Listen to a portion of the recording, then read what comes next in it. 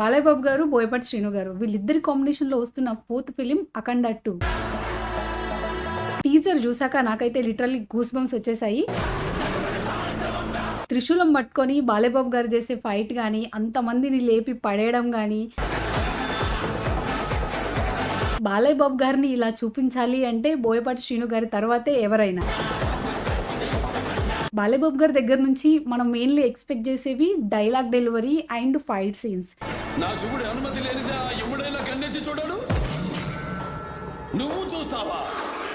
Just think, Boyapati గారి direction, Balayya Babu గారి action, Thaman గారి బీజీఎం అండ్ ఆదిపిని శెట్టి గారి విలనిజం ఇవన్నీ మిక్స్ చేస్తే ఎలా ఉంటది?